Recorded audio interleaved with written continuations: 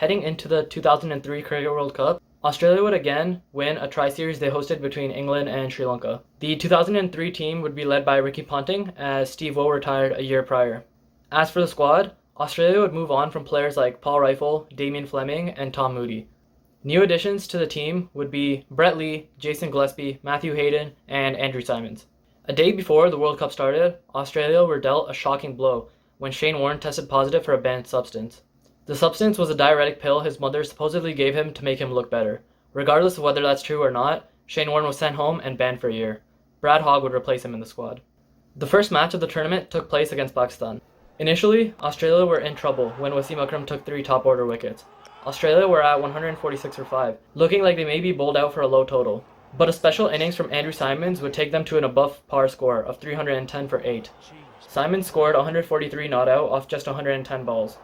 With the bat, Pakistan never really got going. There were many starts from their batsmen, but Australia would keep chipping away with wickets, and eventually the target proved to be too big, as Pakistan were bowled out for just 228. Australia's second match was against India. Brett Lee and Jason Gillespie ripped through the Indian batting order, taking 3 wickets each. India could only manage 125 runs before they were bowled out. Sachin Tendulkar top scored with 36 runs. Australia chased down the target, losing only 1 wicket. A comprehensive victory for Australia, and they started this World Cup in much better fashion compared to 4 years prior. Australia's next 3 games were against the Netherlands, Zimbabwe, and Namibia. As expected, Australia would win all 3 matches convincingly. A notable performance from one of these matches is the match against Namibia, where Glenn McGrath would take 7 wickets for 15 runs, which to this day is still the record for the best bowling figures in a World Cup game. With 5 wins in 5 games, Australia were already qualified for the Super 6 stage when they went up against rival England in the final group stage match. England actually got off to a pretty good start, but Andy Bickle, who was playing as a replacement for Jason Gillespie, would come into the attack and change the game. He ran through England's batting lineup with some beautiful deliveries, finishing with 7 wickets for 20 runs in the end, as England could only manage 204 for 8 in their 50 overs. In reply, Australia would actually find themselves struggling at 48 for 4 after Andrew Caddick took 4 top-order wickets. After a brief partnership between Darren Lehmann and Michael Bevan, Australia would again start to lose wickets. At this point, they were 135 for 8, with their chances of a win looking very bleak. But as he had done so many times in the past, Michael Bevan would guide Australia to a 2-wicket win, with Andrew Bickle assisting him at the other end, scoring 34 not out, along with his 7 wickets.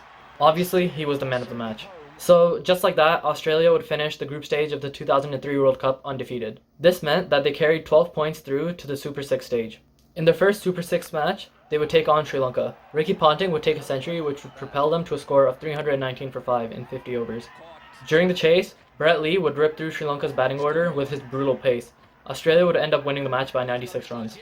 Australia's second Super 6 match took place against New Zealand. Shane Bond ripped through Australia's batting lineup, taking 6 for 23, in one of the classic World Cup spells. Australia were reeling at 84 for 7, but again, the partnership of Michael Bevan and Andrew Bickle would take Australia to a respectable total of 208 for 9 in 50 overs. Both batsmen would end up scoring 50s.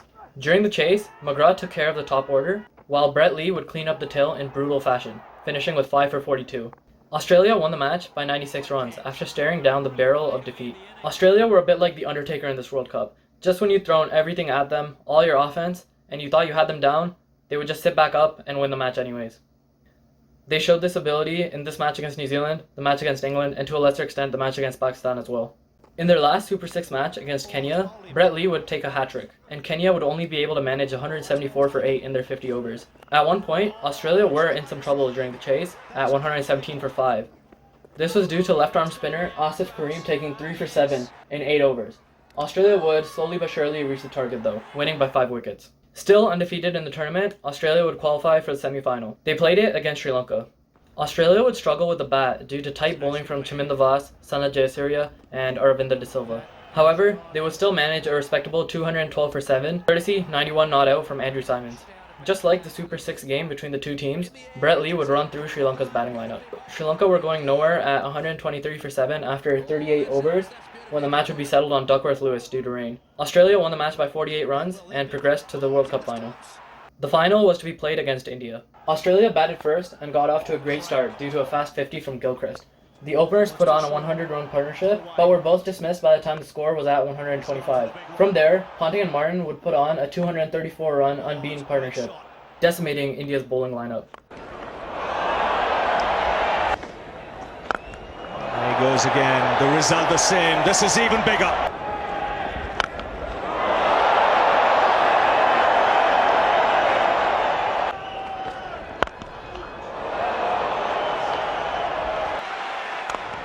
Lovely shot, that one. Gee, that is a great shot. Full toss, and he's hit that very well again. Wow, that is a huge hit. That is absolutely enormous. Just over the top of Ashishneer, and that's running away for a boundary to finish proceedings. Ponting ended up on 140 not out, while Damien Martin scored 88 not out, and Australia finished their 50 overs scoring a massive 359 for 2. If India had any hope, that hope rested on Sachin Tendulkar's shoulders. A billion hearts must have broken though when he was dismissed by McGrath in the first over of the chase. Australia would keep chipping away with wickets, and the total was far too great for India. Australia would win yet another final in brutal fashion, this time by 125 runs. That's another one. That's in the air, should be taken. The World Cup for Australia. Well, they've put a lot of work into that, and they've played extremely well all the way through. If there were any doubts as to who was the best team in the 1999 World Cup, Australia made sure there would be no doubts in 2003. Australia won the World Cup undefeated. There were some scares, however, Australia's uncountable amount of match winners ensured that they always found a way to win in the end. Ricky Ponting would top score for Australia with 415 runs. Gilchrist would follow closely with 408 runs. Brett Lee was Australia's highest wicket taker, taking 22 wickets, with Glenn McGrath following closely, taking 21 wickets. That is how Australia won the 2003 Cricket World Cup.